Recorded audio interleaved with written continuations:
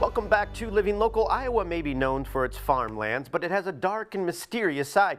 In Eerie, Iowa, authors Michael McCarty and Bruce Walters explore the state's strangest legends and haunted history. And joining us in the studio are the authors themselves, Michael McCarty and Bruce Walters. Gentlemen, thank you for coming in.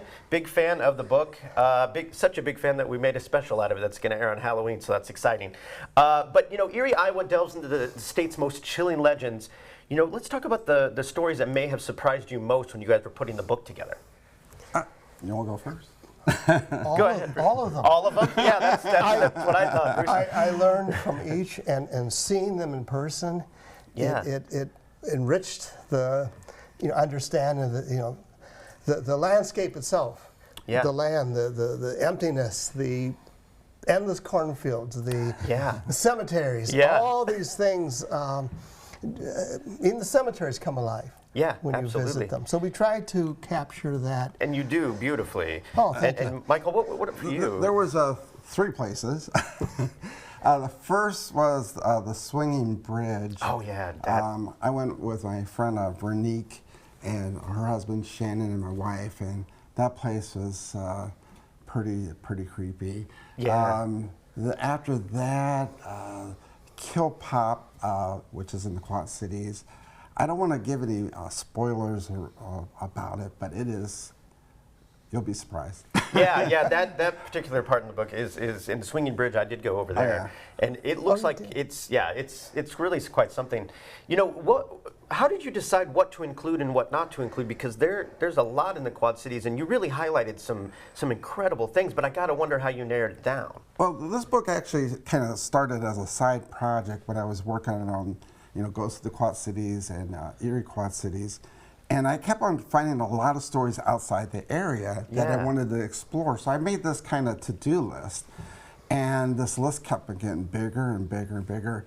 By the time, I proposed to do the book with Bruce, I think we had about 50 of them that we had ideas for. Oh, and we wrote thousands of words. I bet They you trimmed did. it Yeah. back, and they trimmed it back. Right. And so it just kind of took a life out on its own, because when Bruce went to a lot of these locations, and when you see it in person, it just even becomes eerier and creepier. Yeah. And Bruce, your illustrations in this are really quite something.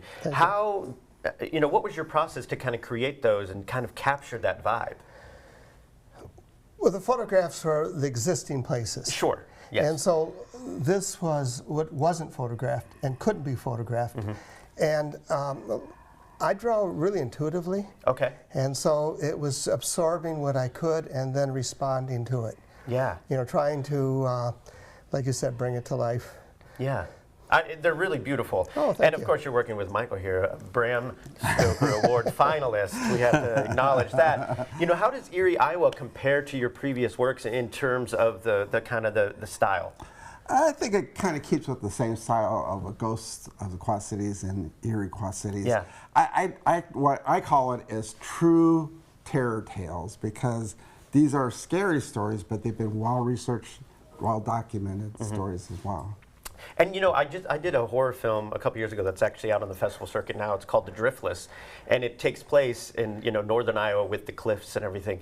And what do you think about the state's geography that kind of appeals to kind of a certain eeriness, because you do have these places where there's cliffs and like mountainous regions, and then you have just completely flat land, which also can be creepy.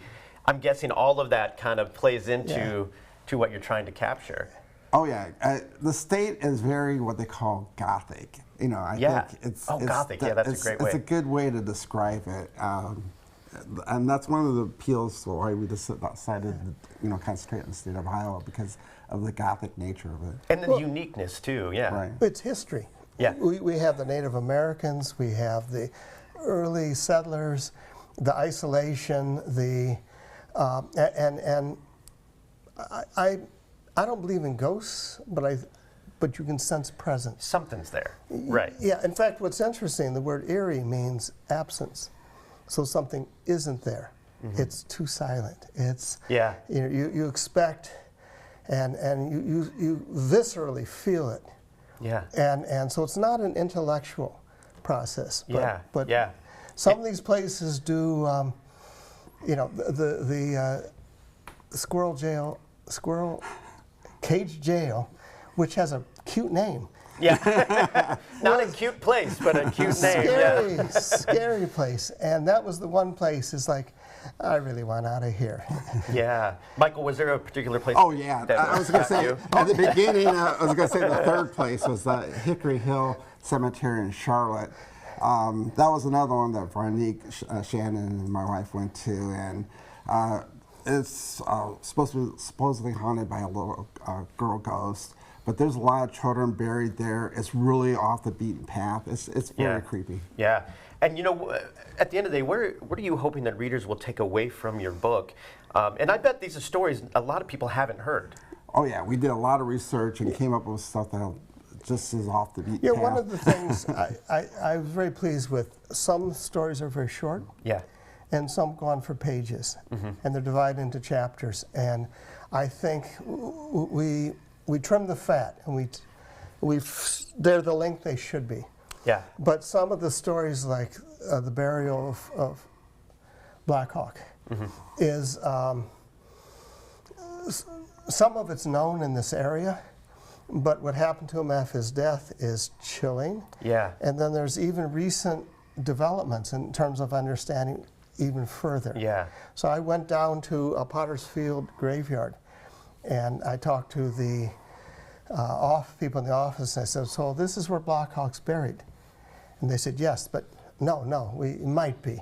Yeah, right. And I'm guessing, you know, when They you guys released, I'm guessing a lot of people reach out to you after the fact, being like, oh, I've experienced something weird at this location, right? Yeah, exactly. You know, what's the weirdest call you've gotten after you release one of these books?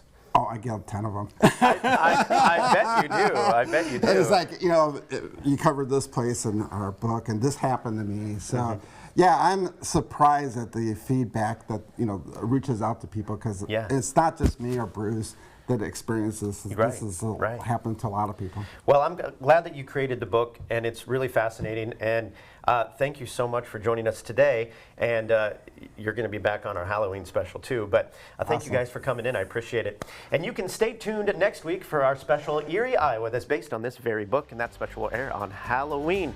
And you can find the book locally and on Amazon. And we'll have all those details posted at ourquadcities.com.